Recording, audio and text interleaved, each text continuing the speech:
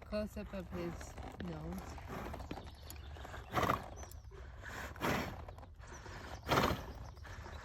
And a close-up of his breathing. Of his lungs too.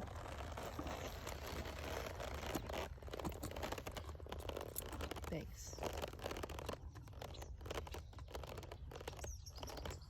Anything else? Yep, that's all.